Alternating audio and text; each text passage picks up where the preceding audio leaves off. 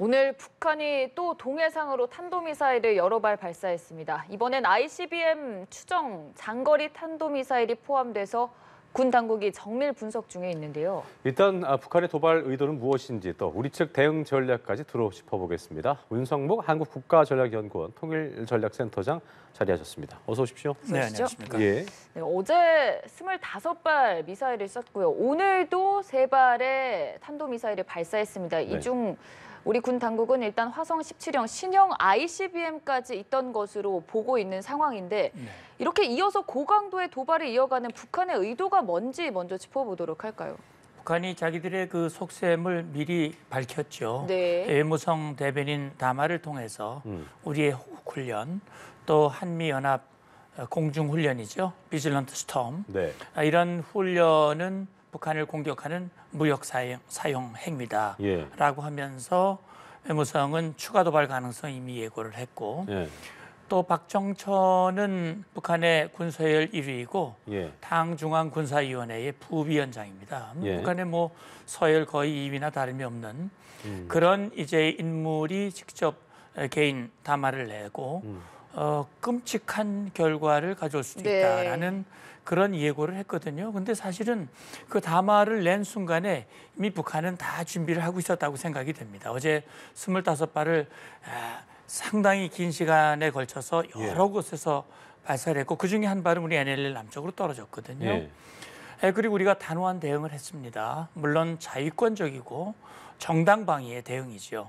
그 대응을 했는데 제가 볼 때는 아마 오늘 또 이런 3발을 쐈어요. 그중에 한 발은 ICBM으로 추정이 되거든요. 네. 그 고도라든지 사거리라든지 여러 가지 단 분리라든지 이런 걸로 봤을 때는 ICBM일 가능성이 있다라고 지금 추정을 하고 있는데 네.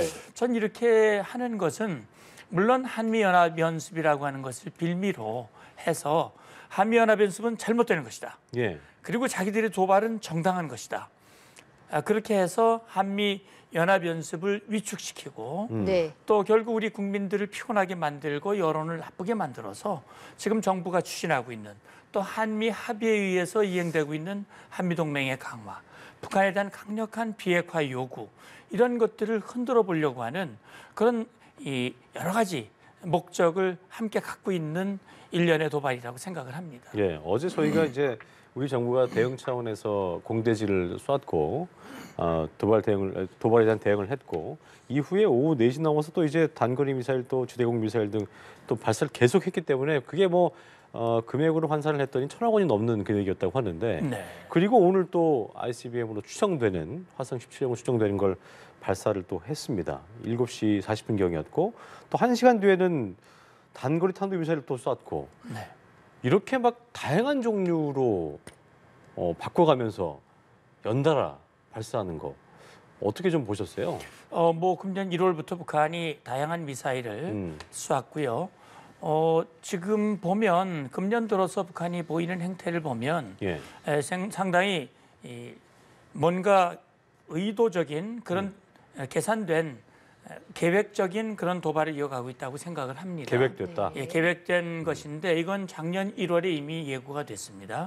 작년 1월에 8차 당대회를 통해서 국방과업 5가지의 과업을 제시했고 예. 그 과업을 수행하는 과정에서 1월부터 이 극초음속 미사일 발사로부터 해가지고 각종 미사일들을 발사를 하고 있거든요. 네. 그리고 금년 1월 달에 당 중앙군사위원회 회의를 열어서 거기서 4년 전에 김정은이 스스로 국제사회에 약속했던 모라토리움이죠. 네. ICBM, 이 대륙간 탄도미사일 발사는 하지 않겠다. 네. 추가 핵실험은 안 하겠다라고 한 그 약속, 자발적 약속을 깨겠다라고 예고를 했고 예. 그 예고에 따라서 2월 달부터 6번 ICBM을 쐈거든요. 오늘 발사한 것이 ICBM 7번째라고 봐야 됩니다.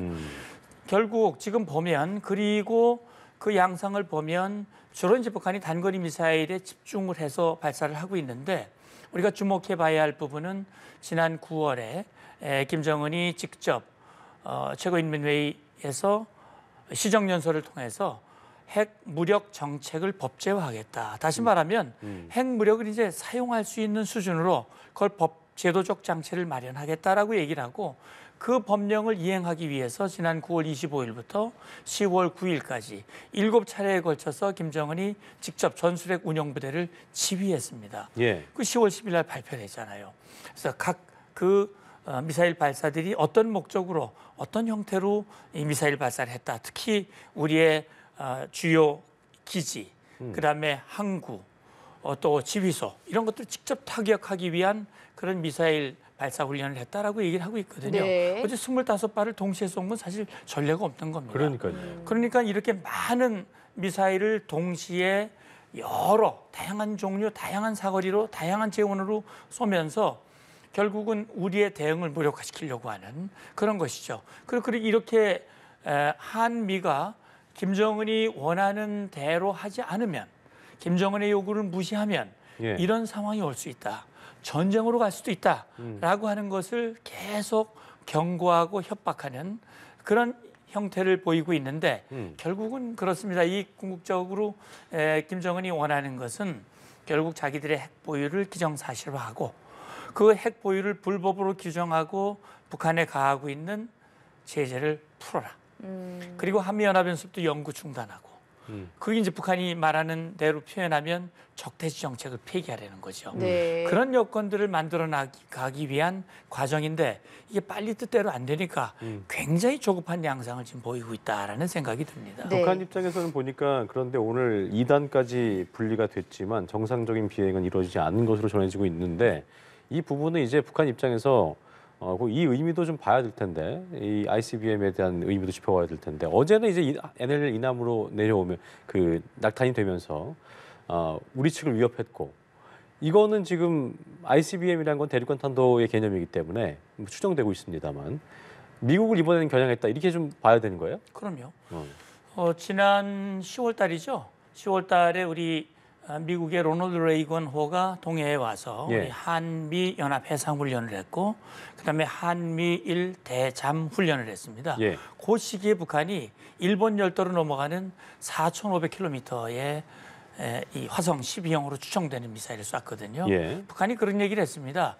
자기들이 단거리를 쏘다가 이것 가지고는 안 되겠다 해서 사거리를 늘렸다고 얘기를 하는 거거든요. 4,500km면은 그 사거리 범주 내 일본 열도는 물론이고 그렇죠. 괌 기지도 타격할 수 있는 네. 그런 수준이 됩니다. 예. 그러니까 이번에 북한이 한미연합 공중훈련을 명분으로 그걸 빌미로 이제 도발을 하고 있는데 결국은 ICBM이라고 하는 것은 미국 본토를 겨냥한 것이란 말이죠.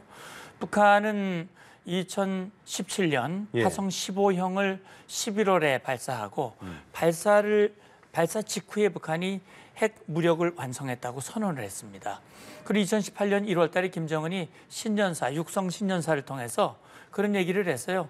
내 책상 위에는 미국 본토를 타격할 수 있는 핵 단추가 놓여져 있다. 그러니까 미국은 우리의 이야기를 허투루 들으면 안 된다. 이제 그런 공언을 한 적이 있었어요. 그 당시 트럼프 대통령은 네가 핵 단추가 있다면 나는 훨씬 더 큰 게 있어. 이렇게 이제 맞받아쳤던 그랬었죠. 그런 일이 있었는데 제가 볼 때는 ICBM의 발사는 미국을 겨냥한 그런 도발이라고 봅니다. 네. 그러니까 오늘 오전 7시 40분에 평양 순안 일대로 한 발이 쏘아졌고 1시간 뒤에 다시 평안남도 개천 일대 2발이 발사가 됐는데 이 과정에서 처음에는 일본 정부가 우리 쪽 상공을 지나갔다 하고 피난 경보가 내려지기도 했거든요. 이렇게 네. 혼선에 빚었던 이유는 뭘까요? 예, 이제 일본 같은 경우는 이 지구가 공변이지 않습니까? 네. 지구가 공변이니까 사실은 일본이 정찰 자산들이 우리보다 앞서 있고 그런 정찰할 겁니다. 그런데 이제 미사일이 날아오는 과정에 그게 이제 어디에 낙탄될는지는 알 수가 없단 말이죠. 그런데 날아오는 궤적으로 봤을 때는 이건 틀림없이 일본 상공, 열도 상공을 넘어갈 것이다라고 추정을 한 것 같아요. 아, 네. 예, 그러다 보니까는 이제 그 해당되는 그 지역에 있는 주민들에게 경보를 발령했고 신칸센 그 고속 열차의 운행도 잠시 중단했다라는 보도가 나오고 있는데 근데 이제 미사일이 날아오다가도 이게 고장이 나거나 그러면 중간에 이제 떨어질 수도 있고 아니면 소멸될 수도 있는 거거든요. 제가 볼 때는 아마 그런 예상을 했는데 날아오다가 궤적이 소멸된 것 같아요. 그러니까 나중에 자기들의 이 실수를 인정을 하고 네. 그리고 상공을 넘어가진 않았다라고 정정을 했죠. 그래서 아마 제가 볼 때는 우리가 어제도 말이죠. 네. 어제도 북한의 미사일 한 발이 속초 동방 57km에 떨어졌고 네. 울릉도 서북방으로는 167km라고 그랬거든요. 그런데 우리 중앙방공관제소에서 울릉도에다가 공수경보를 냈단 말이죠. 네. 날라오는 궤적을 봤을 때 이게 계속 날라오면 울릉도에 떨어질 수도 있다라고 하는 것을 판단을 하고 미리 대응을 한 것이거든요. 제가 볼 때는 아마 일본도 그런 대응을 하지 않았을까 일단 추정을 하고요. 어쨌든 대응 과정에서 그런 일들은 일어날 수 있다라는 생각이 듭니다. 근데 그 발사를 하고 결국 예상했던 대로 가지 않고 궤적이 중간에 소멸됐다는 말씀이신데 이 발사 목표 지점을 보더라도 동시다발적이고 이게 좀 예측이 불가능하거든요. 이것 역시 어제 울릉도 쪽으로 발사를 한 게 철저한 의도하에 된 것이라고 하셨는데 오늘 역시도 그 거리 자체 그리고 목표 지점 자체 북한이 의도한 대로 계산된 거라고 보시는 건지. 그렇죠. 금년 들어서 보이는 북한의 행태를 보면 네. 여러 가지의 미사일을 동시에 발사하면서 네. 우리의 탐지나 우리의 대응을 시험하기도 하고 또 앞서도 말씀드렸습니다만 9월 초에 북한이 법령으로 제정한 핵무력 정책의 법제화 이 법령에는 김정은이 미사일을 사용할 조건을 5가지를 얘기를 하고 있는데 이게 뭐 사실 굉장히 자의적이에요. 그러니까 이 5가지 조건이라고 하는 것은 종합해서 얘기를 한다면 김정은이 지시하면 언제든 김정은이 원하는 그런 미사일을 발사할 수 있는 즉각 대기 태세를 구비를 해야 되거든요.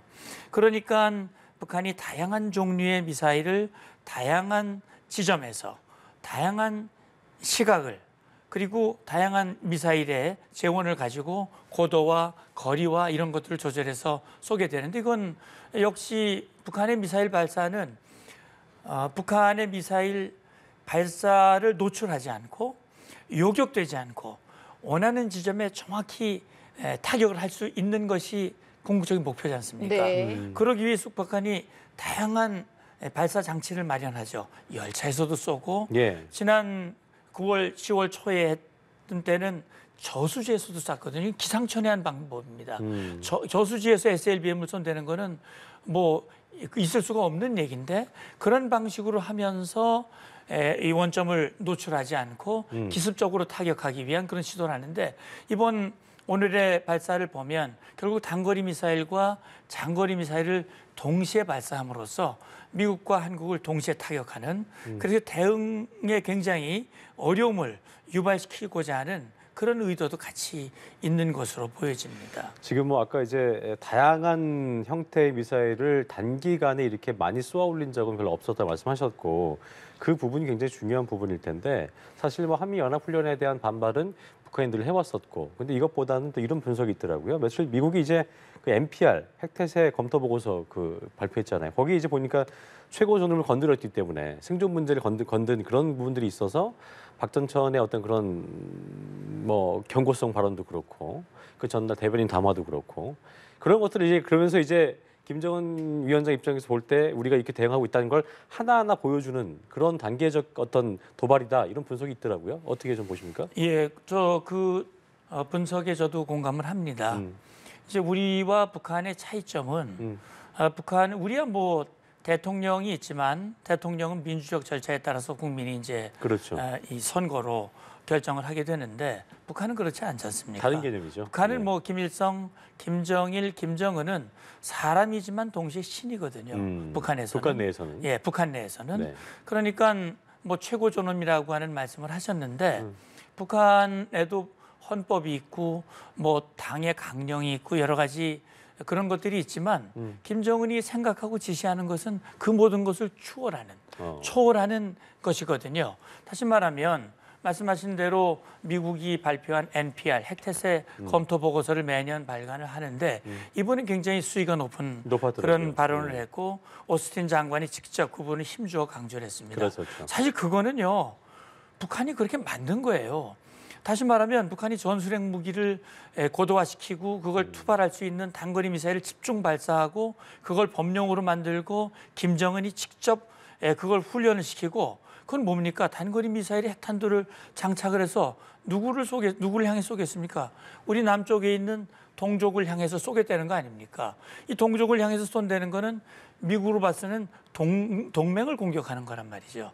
그러니까 그 NPR에 나오는 내용을 유념해서 봐야 되는 게 뭐냐면 그냥 미국이 그렇게 하겠다는 게 아니라 북한이 전제가 있죠. 핵 공격을 핵무기로 미국이나 동맹을 공격한다면 난 전제를 달았거든요. 그렇죠. 그러면 북한이 공격 안 하면 그 정권에 무슨 피해를 가는 그런 건 있을 수가 없는 겁니다. 마찬가지 우리 지금 한미연합연습도 북한이 공격을 했을 경우, 침략을 했을 경우를 상정을 해서 대비하는 거니까요. 그러나 이제 말씀하신 대로 북한은 김정은을 향해서 정권이 뭐 소멸될 것이다. 이런 얘기를 하는 것은 무언가 부하들이 조치를 해야 되는데 그 박정천까지 나서서 끔찍한 그런 후과를 초래할 것이다라고 말하고 그걸 행동으로 일련에 옮기는 것은 역시 김정은 소위 말하는 영린을 건드린 거에 대한 북한의 조건 반사적인 그런 행동으로 해석할 측면이 분명히 있다고 봅니다. 네. 어찌됐든 계속해서 지금 최근 들어 고강도의 도발을 이어가고 있는 상황인데 현재까지 추정된 바로는 북한이 1000여 발 정도의 탄도미사일을 보유하고 있다고 하고 지금 5개월여 만에 ICBM 카드도 꺼내 들었고요. 우리가 이렇게 봤을 때 북한의 군사력이 그럼 과연 어느 정도까지 올라왔는가라는 생각이 드는데 그 이전에 전투 비행기가 공개됐을 때만 하더라도 과거 엄청 옛날 형태의 비행기가 공개되기도 했는데 우리가 와닿게 좀 어느 정도 수준까지 군사력을 갖춘 거라고 보면 될까요? 예, 이제 말씀하신 대로 이제 군사력이라고 하는 것이 일반적으로 이제 재래식 군사력이 있고요. 그다음에 대량 살상 무기. 네. 다시 말하면 핵과 미사일, 생화학 무기들이 있거든요. 근데 보면 재래식 무기는 비용이 많이 듭니다. 네. 기본적으로. 그렇죠. 우리가 F-35A 하나를 들여와도 이게 1000억 원이 넘거든요. 한 대가. 이게 어마어마한 비용입니다.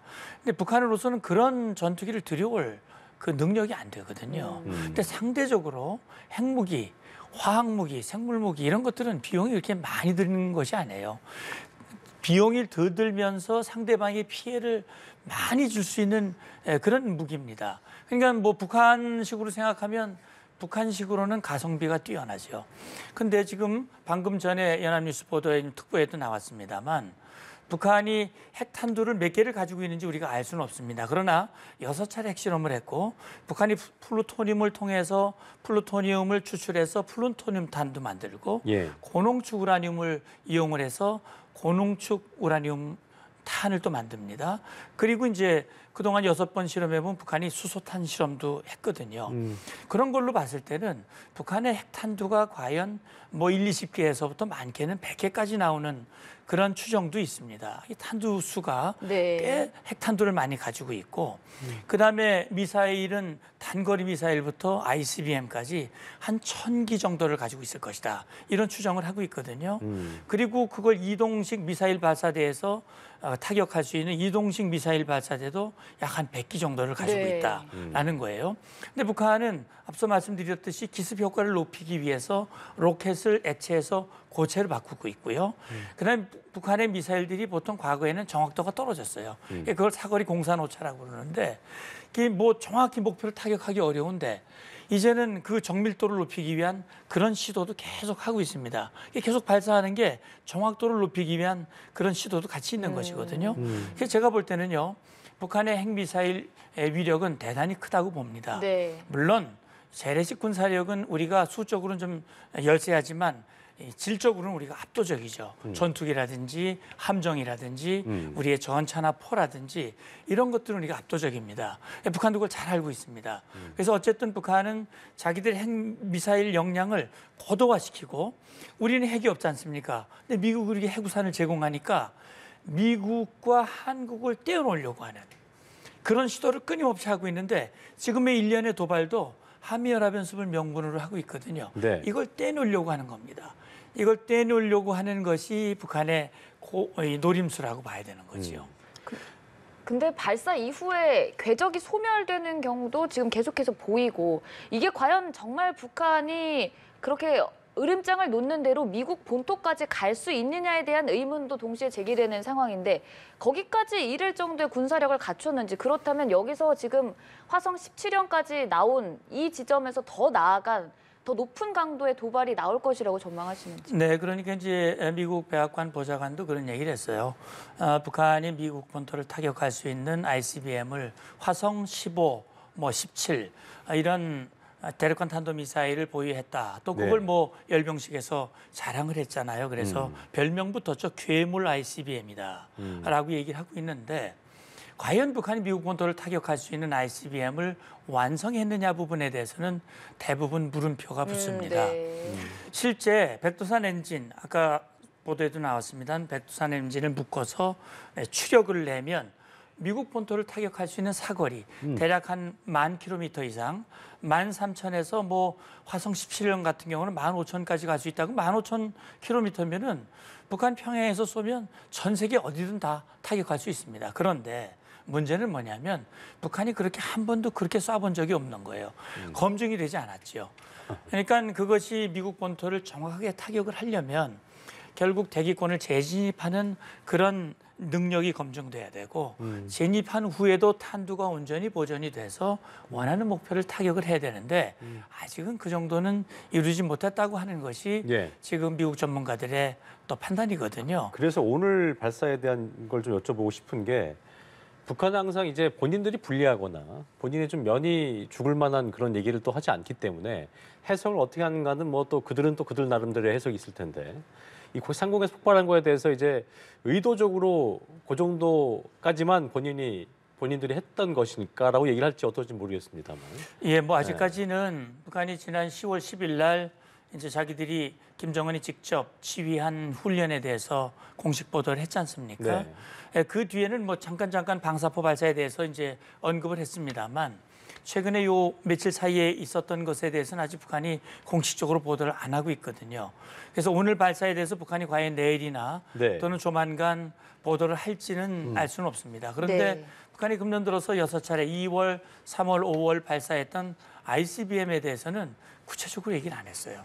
그러니까 북한이 화성 17형을 쐈다. 그리고 김정은이 뭐 동영상까지 촬영을 해가지고 막 내놨지 않습니까? 근데 사실 우리 합참과 미 정부 당국은 화성 17은 실패했고 화성 15를 대신 쏜 걸로 거짓말했다. 판단을 하고 있는 거거든요. 근데 북한도 거기에 대해서 이러쿵 한마디도 안 했습니다. 거기에 대해서. 근데 물론 그렇습니다. 북한이 이 추력을 조절하면 뭐 연료라든지 추력을 조절해서 사거리를 조절하고 고도도 조절해서 쏘기 때문에 뭐 그것이 실패했다라고 단정할 수는 없습니다. 그러니까 오늘 발사한 것도 실패했다라고 단정하기보다는 의도성이 있을 수도 있다 보신 거예요. 상당히 의도적으로 그렇게 할 수 있는 고도나 사거리를 이 조절하면서 할 수도 있는 것이고 그러니까 우리는 지금 뭐 장거리 미사일을 용으로 쐈다 이렇게 얘기를 할 수도 있다는 거잖아요. 그렇습니다. 좀 근데 이제 좀 결국 짧게. 우리 쪽에서도 아마도 분석을 하고 있을 겁니다. 그러겠죠. 이것이 실패한 것이냐 아니면 다른 목적, 의도적으로 이렇게 한 것이냐는 이제 좀 더 분석을 해봐야 나오겠습니다만 그래서 지금 단계에서 이것이 뭐 실패냐 아니냐 다른 의도가 있느냐 여부는 조금 단정하기가 조심스러운 부분이 있다 이런 말씀이죠. 그렇겠네요. 네. 근데 어제 발사한 미사일 25여 발에 대한 분석이 조금씩 나오고 있는 걸 보면 한 연구소에서는 그 돈적인 가치가 1,000억 원에 달한다고 하더라고요. 지금 북한이 혼자서 이렇게 그런 자금을 감당할 여건이 되는 상황입니까? 아니면 좀 원조가 있다고 보시는 건지? 물론 뭐 유엔 안보리 대북 제재 특별위원회에서는 북한이 여러 가지 그 사이버 해킹을 통해서 사이버 자산 이런 것들을 해킹을 해서 거기서 이제 벌어들이고 있다. 네. 이제 이런 얘기도 하고 있고 또 그다음에 유엔 안보리 결의를 위반하고 중국이라든지 이렇게 해서 밀무역을 통해서 경제적 필요를 채우고 있다라고 얘기를 합니다. 예. 근데 이제 브루스 베넷 박사가 한반도 전문가고 또 무기체계 전문성을 가지고 있어요. 그래서 어제 발사한 미사일 25발, 25발의 그 금액, 뭐 정확히 말할 수는 없습니다만 한 발에 뭐 200만 달러 또는 300만 달러 이렇게 하면 뭐 7,500만 달러 우리 돈으로 환산하면 뭐 1,000억 원 이렇게 이제 얘기를 하고 있는데 그래서 이제 그건 계산법이 좀 다를 수는 있죠. 우리는 모든 게 특히 우리가 무기를 만들 때 들어가는 비용 중에 상당 부분이 인건비가 이제 들어가고 있는데 그렇죠. 네. 북한은 뭐 그런 인건비가 계산되지 않으니까 그런 차원에서 봤을 때는 우리가 생각하는 그 비용보다는 상대적으로 적을 수는 있으나 네. 중요한 것은 뭐냐면 결국은 북한이 이렇게 미사일을 개발하고 많은 비용을 거기다 쏟아붓는 그 돈으로 북한 주민들의 먹을거리를 채워주고 또 코로나19로 정말 죽어가는 그런 북한 주민들의 여러 가지 의료, 그다음에 약품 이런 것들을 채워주는 일을 하지 않고 이렇게 하는 것은 정말 무모한 일이다라는 생각이 듭니다. 예. 지금 뭐 우리 국민들도 다 아시지만 북한을 공격할 나라가 어디 있습니까? 대한민국이 공격합니까? 미국이 공격합니까? 중국이 할 리도 있고 러시아도 할 리도 없고 김정은은 스스로 위협을 만들고 그 위협에 본인이 대응을 잘하는 걸로 만들어서 주민들에게 지지받고 위대한 지도자로 나서려고 하는 그런 의도로밖에는 아무것도 없단 말이죠. 제가 볼 때는 이런 행동은 정말 바보 같은 행동이고 북한 주민들이 나중에라도 이거 정확하게 안다면 김정은은 역사상 정말 가장 우매하고 무모한 지도자로 낙인을 찍히게 될 겁니다. 알겠습니다. 저는 그런 생각을 합니다. 지금 어쨌든 오늘 북한의 이런 어제도 그렇고 오늘 이런 발사나 도발에 대해서 정부 차원에서 굉장히 강력히 규탄을 하고 있고 오늘도 뭐 이 정치권에서도 단호히 응징해야 된다, 인류애를 저버렸다 여러 가지 얘기 나오고 있는데 어제 이제 우리 군이 비례대응 원칙에 의해서 공대지 미사일을 북한 쪽으로 쐈잖아요. 네. 오늘은 이제 좀 더 NL 이북으로 이번에는 뭐 이런 어떤 ICBM으로 추정되는 이 미사일 도발에 대해서 우리가 또 할 수 있는 대응이 있다면 어떤 게 있을지 좀 짚어보면 좋을 것 같습니다. 네. 일단은 뭐 우리 정부 입장에서는 뭐 NSC 긴급 회의를 열은 걸로 제가 들었는데요. 네. 예. 어쨌든 북한의 이 도발은 유엔 안보리 결의를 위반한 명백한 불법 행위이다. 그리고 우리 한반도는 물론이고 지역 안정과 평화를 깨는 그런 행위다라고 하는 그런 규탄의 목소리를 한국은 물론이고 주변국 유엔 차원에서도 이 규정을 하고요. 예. 제가 볼 때는 아마 어제는 NLL 이남으로 낙탄이 됐기 때문에 우리가 이제 상응하는 이 공대지 미사일을 쐈습니다만 네. 오늘 같은 경우는 뭐 우리가 미사일 발사로 상응한 대응을 할 것 같지는 않은데요. 어떻게 예. 했는지는 제가 확인이 안 돼서 잘 모르겠습니다만 제가 볼 때는 뭐 건건이 바로바로 이렇게 대응을 하기보다는 북한의 이런 추가 도발 가능성이 충분히 있는 거거든요. 네. 지금 미사일 발사뿐만이 아니라 제가 볼 때는 아마 좀 더 진일 보완 조치, 이 연합 연습이 이제 내일 비질런트 스톰이 내일까지 이제 끝날 것이고 우리 정부는 북한이 한미 연합 연습을 계속 시비를 건다 하더라도 우리는 계획된 연습을 차질 없이 해나가겠다고 하는 원칙을 분명히 얘기했기 때문에 북한은 아마 그걸 빌미로 해서 또 다른 형태의 도발할 가능성이 있거든요. 저는 이렇게 생각을 합니다. 만약에 7차 핵실험을 한다든지 또는 우리를 향한 물리적인 도발을 하게 된다면 결국은 우리가 할 수 있는 모든 방법을 동원을 해서 김정은에게 뼈저린 그런 아픔을 줄 수 있는 그런 조치를 시행을 해야 된다고 보는데 그건 뭐 여기서 제가 구체적으로 뭐라고 말씀드리긴 어렵겠지만 예. 아마 정부에서도 네. 고려를 하고 있으리라고 생각합니다. 문 박사님 보실 때는 어제처럼 이제 직접적으로 뭔가 위협이 가해지는 그 경보가 발령되기도 하는 그런 정도의 어떤 위협이 아니라면 우리 차원에서 무력 대응이랄까요?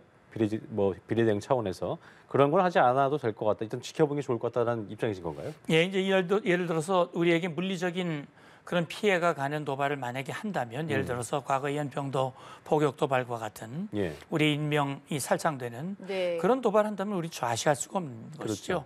그건 뭐 비례대응의 원칙에 의해서 강력하게 응징을 해야 되는 겁니다. 그러나 이제 오늘 같이 동해상으로 미사일을 발사하고 또 이제 지금 고도와 이제 사거리를 보면 일단 ICBM으로 추정은 됩니다만 당장 우리에게 물리적 피해가 온 것이 아니기 때문에 거기다 물리적 대응을 직접 하기보다는 이 상황을 예의주시하면서 추가 도발에 대한 대비를 해나갈 필요가 있다고 생각이 되고요. 저는 이렇게 이제 긴장이 고조되고 북한이 9.19 군사합의를 노골적으로 위반하는 이런 상황 속에서 저는 이런 걸 한번 고려해 봤으면 좋겠다는 생각이 드는데 네. 지금 9.19 군사합의를 우리 정부와 우리 군이 그걸 파기시킨 것이 아니기 때문에 그 합의 정신에 따르면 이런 분쟁과 충돌을 대화를 통해서 해결하도록 돼 있거든요. 제가 볼 때는 이런 시점에 우리가 장성급 군사회담이라든지 또는 유엔사 차원의 과거에 했었던 유엔사 북한군 간의 장성급 군사회담 이런 것들을 북측에 제의해서 도발 그 회담이 열린다면 도발을 중단해라. 그리고 합의를 준수해라. 이런 요구를 우리가 할 필요도 있지 않을까 하는 생각도 해봅니다. 장성급 차원의 대화가 또 시도를 해야 된다. 네, 그런 방안도 함께 고려할 필요가 있지 않냐 하는 말씀을 드리는 네. 겁니다. 그리고 앞서서 추가 도발에 대한 대비를 해야 된다는 말씀을 해주셨습니다. 이게 구체적으로 좀 어떤 차원의 대응을 생각하시는지, 북한이 도발을 하면 우리가 대응 사격을 하는 정도의 수위인지 아니면 더 나아가서 좀 구체적으로 말씀을 해주시면 좋을 것 같고, 그러다 보니 동시에 지금 나오는 목소리가 북한에 대한 국제사회 차원의 추가 제재 목소리거든요. 이 부분에 대한 것 좀 짚어주신다면. 예, 맞습니다.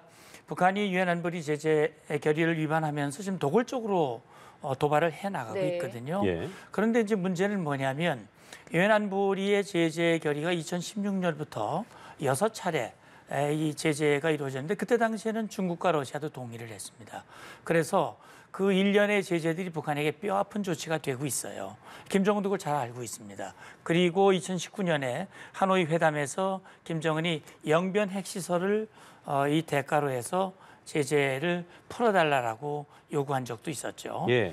제가 볼 때는 지금 유엔 안보리의 제재가 추가 제재가 나오도록 이미 기존의 결의에 반영이 돼 있지만 중국과 러시아가 거부권을 가지고 있기 때문에 중국과 러시아가 지금 반대하고 있거든요. 네. 유엔 안보리가 지금 제 기능을 발휘하지 못하고 있습니다. 김정은도 그걸 너무나 잘 알고 있기 때문에 대담하게 지금 도발을 이어가고 있다고 생각이 되고요.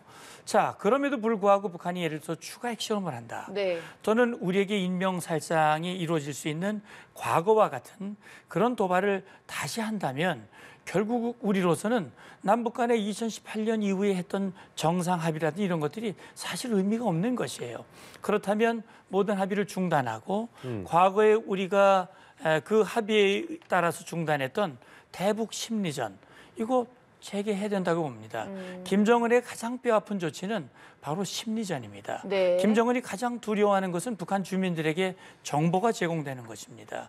이 정보가 제공되는 것을 과거에는 우리가 북한 정권을 염두에 두고 그걸 중단하는 합의를 했지만 그걸 북한이 스스로 깬다면 우리로서도 그걸 계속 이행해야 할 이유가 없는 것이죠. 네. 그래서 저는 유엔 안보리가 제대로 기능을 못한다면 미국, 한국, 우리 일본 또 국제사회가 일치 단결해서 여기에 대한 상응한 대가 지불을 할 수 있도록 그런 모든 외교력을 또 우리가 가지고 있는 역량을 구비를 동원을 해야 된다고 봅니다. 근데 앞서서 국제사회 제재 과정에서 중국과 러시아가 반대한다는 말씀을 해주셨다시피 지금 중국이 과연 어떤 입장을 내놓을지도 관심인데 아직까지 어제와 오늘에 있어서는 별다른 입장 표명을 하지 않았습니다. 역시나 그 이전과 같은 기조로 표명한다고 예상을 하시는지.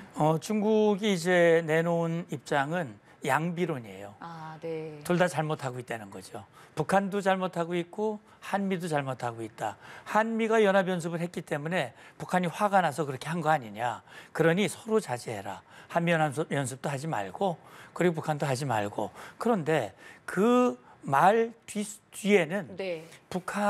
중국의 그 속내가 묻어 있어요. 중국은요. 한반도에서 미국의 영향력을 축소시키는 것이 중국의 목표고 중국의 국익이라고 생각합니다. 그러니까 과거에도 북한 핵 문제, 비핵화 협상을 할 때도 중국은 쌍중단, 쌍궤병행이라는 주장을 했거든요. 쌍중단은 한미연합 연습도 중단하고 미사일 발사 핵실험도 중단하고 쌍중단, 같이 다 중단해라. 그리고 쌍궤병행, 미국이 제공하는 해구산이나 확장억제나 이 모든 것들과 북한이 관심을 가지고 있는 것들 이런 것들을 다 북한의 핵 문제 같이 평화와 핵 문제를 같이 협상해라 이런 것인데 결국은 중국은 북한이 앞서서 이렇게 한미를 이간하고 동맹의 역할을 약화시키는 것 뒤에서 이 팔짱을 끼고 쓱 표정 관리를 지금 저는 하고 있지 않나 하는 생각이 듭니다. 그 북한이 이렇게 탄도미사일을 발사를 하고 해도 안보리에서 그러잖아요. 이건 미국이 잘못한 거다. 왜 미국이 자꾸 북한을 자극을 하고 그렇게 하느냐, 제재 풀어라 이런 요구를 계속 하고 있기 때문에 저는요. 이 중국과 러시아가 유엔 안보리 상임이사국이라면 유엔 헌장을 준수해야 됩니다. 그리고 국제 평화를 깨는 북한의 도발을 중단시키는 그런 예. 역할을 제대로 해야 된다고 봅니다. 알겠습니다. 지금까지 문성무 한국국가전략연구원 통일전략센터장과 함께 북한의 도발 관련 내용 짚어봤습니다. 오늘 말씀 고맙습니다. 고맙습니다. 감사합니다.